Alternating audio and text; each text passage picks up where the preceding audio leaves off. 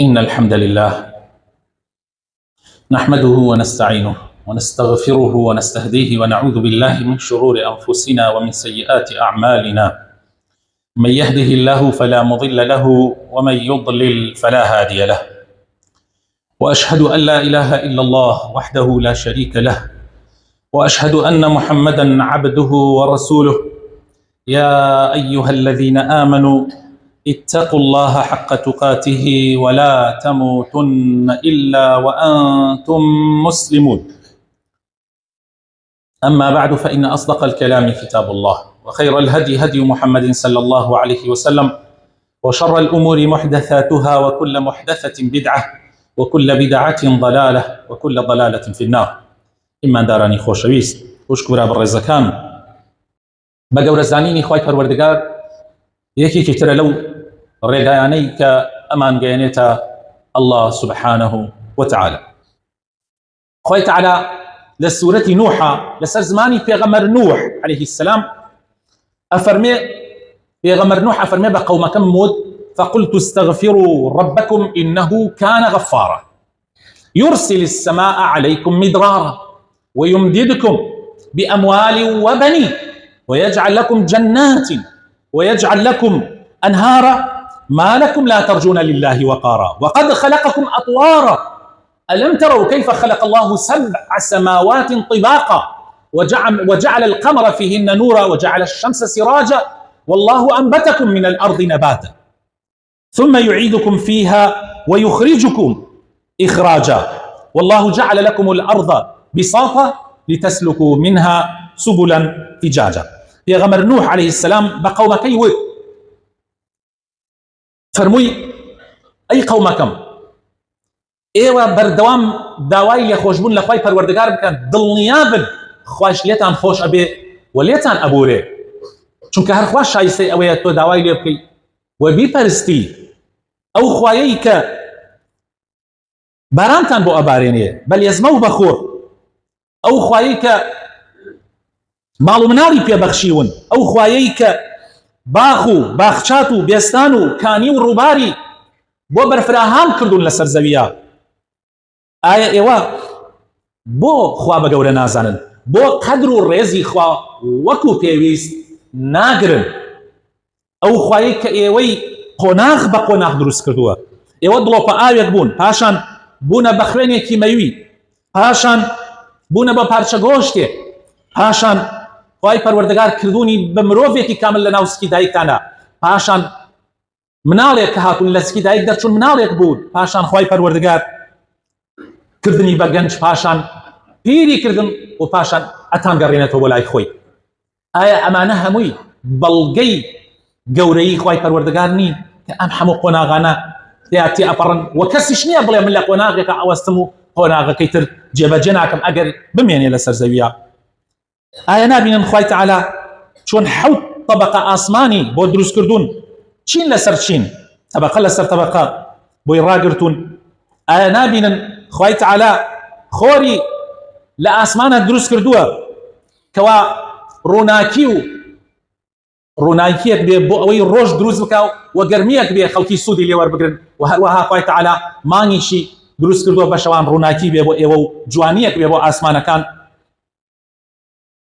خوای تعالى ئێوەی لە زەویەوە دروست کردووە، یعنی لەو خۆڵەوە دروست کردووە، پاشان ئەتان گەڕێنێتەوە بۆ ناو ئەو زەویە کاتێک ئەبرد، و پاشان لە ڕۆژی قیامەتە کە فەرمان ئەکا زینوتان کاتەوە و دووبارە بتان گەڕێنێتەوە جارێکی تر لەو زەویەوە خوای تعالى دروستانە کاتەوە. خوای تعالى زەوی بۆ ڕاخستوون وەکو فەرشێک بۆ ئەوەی لەسەر ئەم زەویە بتوانن ژیانێک بژێن کە خۆتان ئەتانەوێ، کە سوودی هەبێ و بەرژەوەندیەکانتان جێبەجێ بکە. پاشان هەروەها خوای تعالى لەسەر ئەم زەویە ڕێگای بەرفراوانی دروست کردووە ئەوەی بتوانین مەساڵح و بەرژەوەندیەکانی خۆمانی لەسەر جێبەجێ بکەین. هەروەها خوای تعالى لە سورەتی زومەرە ئەفەرمێ وما قدر الله حق قدره، ئەم خەڵکە قدری خوا و ڕێزی خوا وەکو پێویست ناگرن. والأرض جميعا قبضته يوم القيامة والسماوات مطويات بيمينه خوای تعالی فەرمێ خەڵکی قەدری خوا وەکو پێویست ناگرن، وەکو پێویست خوا بە گەورە نازانن. ئاسمانەکان و زەوی لە ڕۆژی قیامەتە خوای تعالی لفیەکات و ئەیداتە بندەست. یعنی ئاسمانەکان و زەوی خەڵقێکی بچووکن لە مەخلوقاتی خوای پەروەردگار. پێغەمبەری خوا صلی الله عليه وسلم لە حەدیثێکی صحیحە کە ئیمامی مسلم بۆمان نەگەڕێتەوە ئەفەرمێ لە ڕۆژی قیامەتە خوای تعالی ئاسمانەکان و زەوی لفەکە بەلای ڕاستی خۆی ئەیگرێ و ئەفەرمێ ئەینە المەلیک ئەینە الجەبارون، کوا پادشاکان، کوا ئەوانەی کە لەسەر زەویە زوڵم و ستەمیان ئەکرد و خەڵکیان ئەکرد بە عەبد و کۆیلەی خۆیان. ئەینە المتەکەبیرون، کوا فیزلەکان. ئەفەرمێ ئەنە المەلیک ئەینە الجەبارون ئەینە المتەکەبیرون. بۆیە خۆشەویستەکانم خوای تعالی ئەبێ وەکو خۆی بناسی. ئەگەر خوای تعالی وەکو خۆی نەناسیت، گەورەی خوا وەکو خۆی نەناسیت، خۆشەویستەکانم ناتوانی وەکو ئەوەی داوای کردووە بیپەرستی. خەڵکی ئەبێ هەست بکەن کە خوای تعالی چاودێرە بەسەریانەوە بەردەوام ئەیان بینێ، هەموو شتەکانیان ئەبینێ. إنه عليم بذات الصدور، تەنانەت ئەزانێت چی لە ناو دڵەکانشیانایە. خوای تعالی لە هەموو کاروبارەکانمان ئاگادارە، لە خەوتنەکانمان، لە هەڵسانمان، لە ڕێکردنمان، تەنانەت لە خوتورەی ناو دڵەکانشمان خوای تعالی ئاگادار. هیچ شتێک لە خواون نابێ بەڕێزان، گڵادارێک لەر نابێتەوە ئیلا خوا پێی ئەزانی و بە ئیزنی خوش بەرەبێتەوە. یەک مەخلوق لە مەخلوقاتی خوا کە لەسەر زەویە خەڵقی کردووە، هەر لە گەورەترین مەخلوقاتەکان حتا مەخلوقێکی زۆر بچووک کە ئێمە ئەمڕۆ بە مەجهر ئەیبینین و لەوانەیە لەوەش بچووکتر هەبێت جارێک مرۆڤایەتی ئامێرێکی کەشف نەکردووە بۆ بینینی، لەوانەیەش ورتر هەبێت. خوای تعالی بە هەمووی ئاگادارە، لە هەمووی ئەزانێت، هیچ لە خواون نییە بەڕێزان. ئێمە بینین و بیستن و دەرکردن و هەموو شتەکانمان سنووردارە، نازانین لە دوای ئەوە چییە، هەستی پێ ناکەین، نایبینین. بەڵام خوای تعالی بینینەکانی سنووری نییە، خوای تعالی بیستنی سنووری نییە. خۆشەویستەکانم، خوای تعالی دەرکەکانی سنووری نییە. بۆیە بەڕێزان ئەبێ ئێمە خوا وەکو خۆی بناسین، ئێمە بزانین کە خوا عالم الغەیبە. ئێستا ئێمە نازانین دوای 10 دقەیەتر چی ڕۆدا، بەڵام خوای تعالی هەموو شتەکان ئەزانێ بۆ هەتایی. عالم الغەیب بۆ معناکەیەتی، یعنی پەنهانەکان ئەزانێ خوای تعالی، کۆتایی شتەکان ئەزانێ خوای تعالی، ئاگای لێیەتی.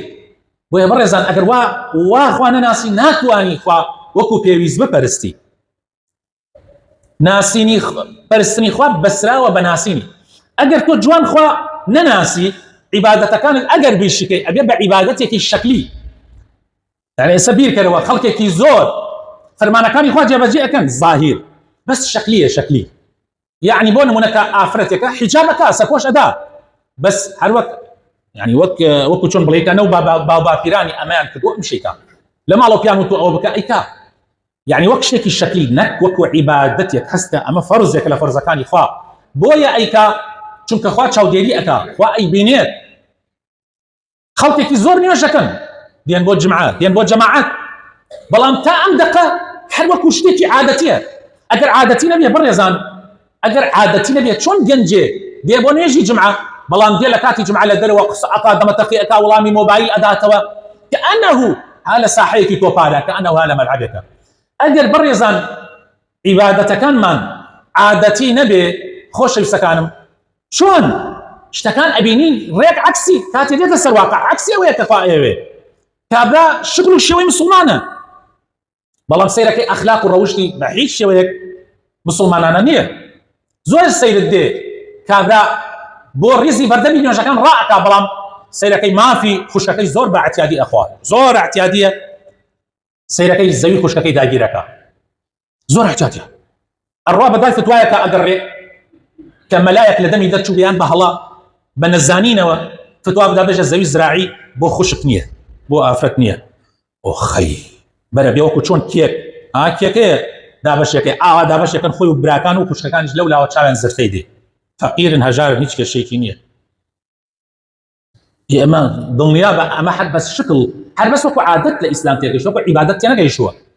ئەمە خوا ناناسێ وەکو پێویست. لەبەر خاتری پارە ئامادەیە ملی براکەی بشێنێ، ئامادەیە مەسەلەن هەموو خراپەیەک بکە، ئامادەیە شوێنی هەموو زاڵمیە بکەوێ، ئامادەیە من کەچکە بۆ هەرچی زاڵم هەیە زوانی لاوە لە ئاستی وتنی حەق ئەمەکەی با نوێژیش بکە ئەم نوێژە خۆشەویستەکانم نوێژێکی شەکلیە ئەمە ئەو نوێژە نییە کە خوا ئەیەوێ ئەمە ئەو نوێژە نییە کە پێوە دیار بێ ئەم کابرایە خواناسە کابرا تاوانەکان لەبەر چاوی وەکو کێوێک نییە ڕما بێتم لێ هەمومان گوناحەکەین خۆشەویستەکان مرۆڤ نییە گوناح نەکە بەس هەیە کاتێک گوناحەکە هەستەکە یەک کێوێک ڕمیاوەتەم لێ ئەم گوناحە کێوێکە هاو باسەریەوە بەس ئەو کەسێک کە لەخوا باش تێنەگەیشت بێ خوای باش نەناسی بێ وا هەستەکە گوناحەکان هەر وەکو مێشێکە ئەنشێتە بان لوتێەوە ئاوایەکەکە و تەواو گوناح لە لای زۆر ئاساییە زۆر ئاساییە بۆیە لە بازاڕە ئەخلاقی جوان نییە لە معاملە و کار و کردنی ناو بازاڕیا بە هیچ شێوەیەک لە مسلمان ناچێت لە معاملە لەگەڵ ژنەکەیە لەگەڵ مناڵەکانیە لەگەڵ براکانیە لەگەڵ خوشکانیە لەگەڵ دایک و باوکیە لەگەڵ هەموو دەوروبەرەکەیە لەگەڵ دراوسەکانیە سەیەکی معاملەکەی مسلمانانە نییە بە هیچ شێوەیەک ئیتر لە شتی تریشە زاهیر خۆی وە مسلمان دەرەبڕێ ئەمە خۆشەویستەکانم هۆکارەکەی بۆ ئەوە گەڕێتەوە کە ئەو کەسێ هێشتا خوای بە جوانی نەناسیوە هێشتا قەدری خوای بە جوانی نەزانیوە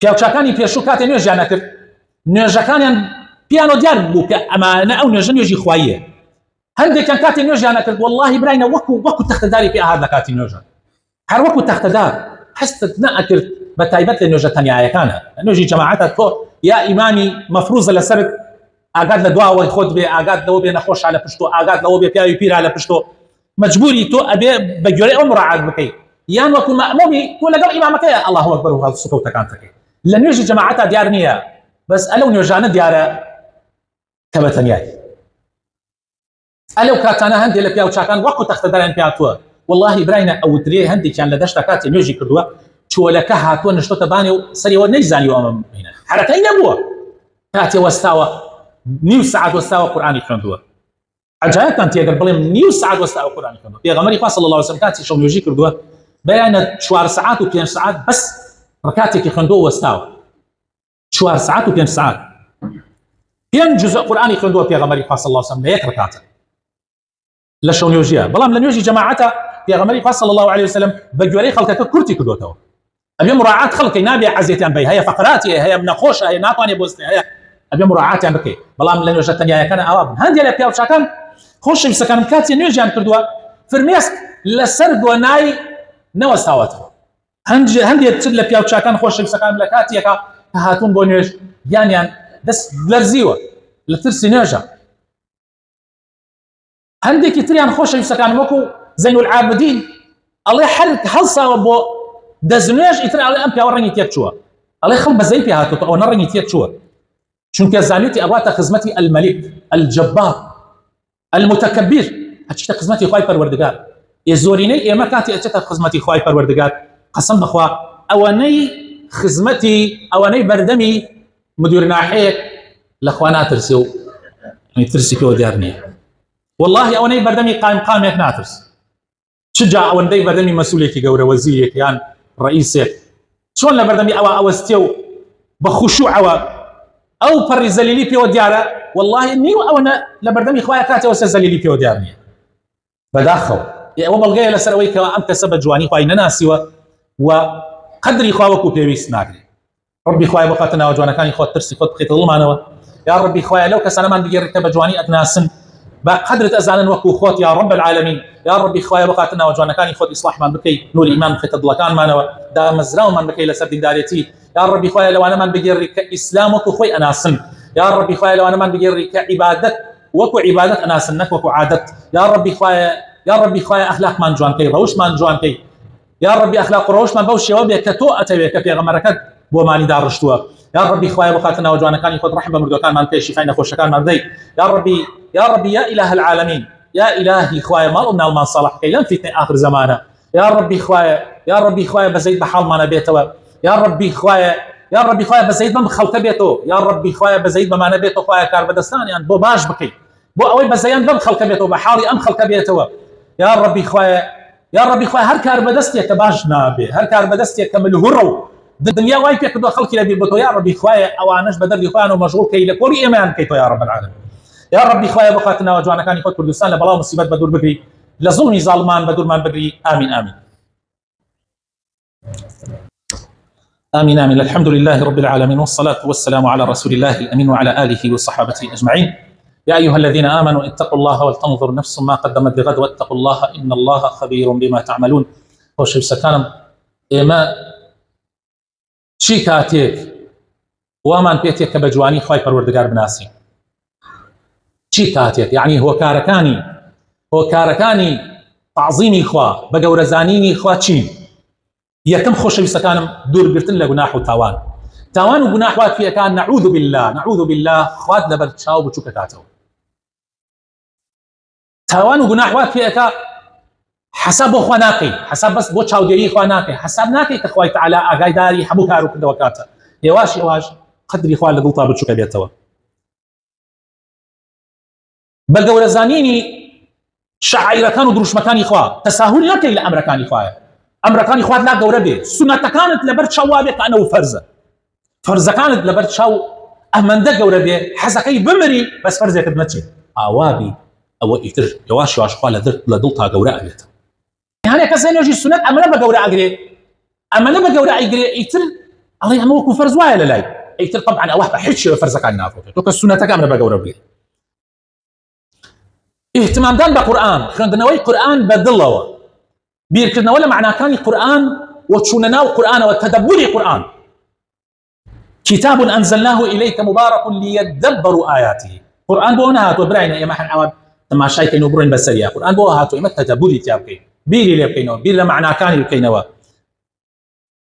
بێ ئاگانەبوون لە ذکری خوا، یعنی ئێمە ئەگەر بمانەوێت خوا لامان گەورە بێت زۆر جار لەسەر زمانمان بێت، یعنی ئەو کەسانە خوا لایان گەورەیە کە دائیمەن سەیریان کە لێویان نەجوولێ، دائیمەن سەیر کە قەت هیچ لەحظەیەک ئەوە نابینی ذکر ناکات، دائیمەن هەستەکەی یعنی ئەوە حتى زێت تەماشای کە ئەم مراقبەیان کە سەیرەکەی دائیمەن ئەم مەشغوڵە بە ذکری خوا، زوانی لێوی ئەوانە خوا بە گەورە قەت خوا لایان بچووک نابێتەوە.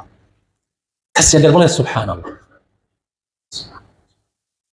الله أكبر الحمد لله لا إله إلا الله، ئەگەر حەزەکەن خۆتان و ماڵ و مناڵتان ژنەکانتان کەسوکارتان خوا بە گەورە ڕابگرن، ذکر زۆرکەن.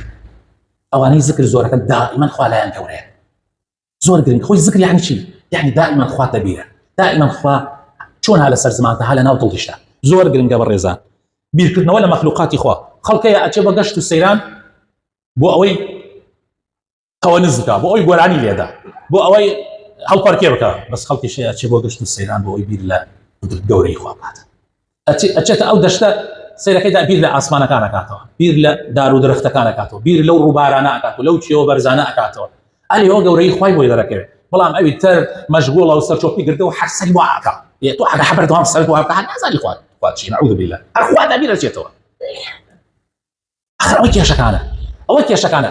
بۆیە مۆسیقا تەماشاکە ئیسا مۆسیقانیە، مۆسیقا بە تایبەتیوانی کە خەڵک هەڵەپەڕێنێ، ئیسا هەر بێدا هەستەکەی سبحان الله هەموو گیانەدێتە لەرزین و ئاگاتە خۆت نامێ، بێهۆشەکەوی. بۆیە مۆسیقا حرامە، بۆیە مۆسیقا حرام کرد لەبەر ئەوە، چونکە قورئان لە دڵتا، هەیبەتی قورئان لە دڵتا نایەوێ. ئەوانەی کە زۆر گوێ لە گۆرانی ئەگرن سبحان الله زۆر حەزیان لە قورئان نییە، زۆر حەزیان لە قورئان نییە، حەز لە ذکری خوا ناکەن. دائیمەن شەیطان لەو شوێنانە کۆ ئەبێتەوە، لای ئەو کەسانە دائیمەن ئامادەیە کە دائیمەن خەریکی گۆرانی و مۆسیقا ئەوانە، بەس لەو کەسانەوە زۆر دوورە کە ذکری خواکەن.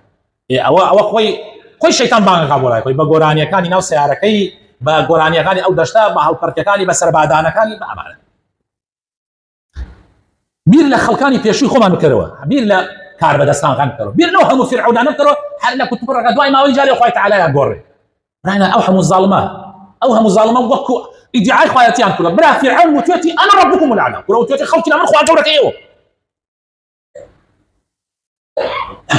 بەڵام سەیرەکەی کۆن فیرعون دوای ئەو کەسە بە چەند ساڵێ سەیرەکەی فڕە ئەدرێتە ناو زبڵدانی مێژووە، هەلۆ بزانە خوا چەند گەورەیە. ئەمانەی وا ئێستا تۆ زۆر بە گەورەیان نەزانی، زەلام وا هەبووە وەڵڵاهی یعنی خەڵک لەبەر چاویە لەبەر پێیان لەرزیەوە، ئێستا هە لەژێر ئەو خاک ڕزاوە. ئێستا ئیتر تۆ ئەمەوات پێەکە خەڵکت لەبەر چاو بچووکە کاتۆ کام کار بەدەست هەیە، کام کار بەدەست هەیە خۆی زۆر بە گەورە ئەزانێ، لەبەر چاوت دەوێتە مێشولە و خواتش لەبەر چاو زۆر گەورە بێت. هەر کاتێک کار بەدەست و حزب و ئەمانەت لەبەر چاو گەورە بوو، ئەو بزانێت تۆ خوا لەبەر چاو لەناو دڵتا بچووکە دڵنیابە. هەر کاتی ئەمانەت لەبەر چاو هیچ بوو هیچ حسابتیان ناکرد ئەوە بزانە خوا لەلات زۆر گەورەیە بۆیە ئەمانە لەبەر چاوت بچووکن. دوعاکردن زۆر زۆر دوعا بکەین داوا بکەین لە خوای تەعالا بڵێن یا ڕەبی خوایە خۆتمان لەبەر چاو گەورە بکەین هەرچەندێ داوا بکەین هەرچەندێ دوعا زۆر بکەین ئەوە نەخوا لەبەر چاو گەورە ئەبێتەوە لەناو دڵا گەورە ئەبێت و مەخلوقاتی خوا لەبەر چاو بچووکە بێتەوە. زۆر دوعا بکەن زۆر دوعا بکەن خۆشەویستەکانم. بۆیە پێویستە ئینسانی مسلمان کزۆڵی خۆی دەربڕێ دەست بەرزەکردنەوە بۆ لای خوا چەند یەک تۆ خۆت فەقیر یعنی فەقیر بخەی ئەوە لە خوا لا گەورە ئەبێت کاتێ تۆ خۆت فەقیری دەرئەبڕی یعنی حەژاری خۆت دەرئەبڕی یعنی خوا گەورەیە خۆ نەک بۆ مرۆڤەکان وەرە پیاو چاکان وەکو توش تەماشای کار بەدەستانیان کردووە بەس لەبەردەم خوایە ئیتر ئەو پڕی کزۆڵی و فەقیری خۆیان دەربڕی لەگەڵ خوایە لەبەردەم خوایە. یەکێک لە پیاو چاکانی ناو بەغا کار بەدەستێکە بوو بەناو بەغایە هەموو جارێکەتی ئەبڕی خەو پشتی خۆی لە عەدا کاتێک موکبەکەی بدایەتە ناو بازاڕە هەموو عالەم ئەڕۆی دوکانەکانی داخە دەترسە ئیتر ئەمە بیست بوو وتی ئەبێ دەرسێکی ئەو کابرا بم ڕۆژێ بەناو بازاڕە ئەزانێ مەسەلەن ئەو کابرایە لە سەعاتی مەسەلەن 4 لە سەعاتی 5 بەناو بازاڕەتی ئەویش گۆچانەکەی کرێت دەستەوە بەناو بازاڕە ڕێیەکە یەواش کاتی ئەو دێ لەولاوە هەموو خەڵکشی ڕاکە و حیمایەکانی خەڵادە لەسەر جەعەتەکە ئەمانە شاتی عادی وخۆی ڕێیەکە و هیچ خۆی لا نادە ئیتر حیمایەکانی پاڵی پێوەنن و ئەمانە هیچ خۆی لا نادە ئیتر ئەو ئەیبینێ لە دوورەوە تەماشاکە ئەڵێ کێ وازی لێ بێنن تا نزیکە بێتەوە قەی ئەڵێ کاکەوە تۆ من نابینی ئەڵێ من ناناسی ڕاوەڵە بەڵاتناسی ئەڵێ من کێم ئەڵێ تۆ ئەو مرۆڤەی کە خوای تەعالا لە قەترە ئاوێکی پیس دروستی و دوایش ئەتکا بە خۆڵێک و یعنی بەلاشەیەکی بۆ گەن و ئەڕزێت و کرمەت خوا و لە بینی ئەمە و ئەوەشا ئینسانێکی پڕ ناوزگت لە پیسیە لە میز و پیسیە ئەڵێ ئەو کابرایە ئەو ڕۆژە ئاخر ڕۆژی بوو ترسە بەرزکاتەوە لەناو بازاڕە کاتێ تێ ئەپەڕی و ئەڕۆیە سەر ئیشەکەی ئەگەڕایەوە بە ئەو پەڕی زەلیلی و کزۆڵی و ئەڕۆیش قەدری خۆی پێ ناسان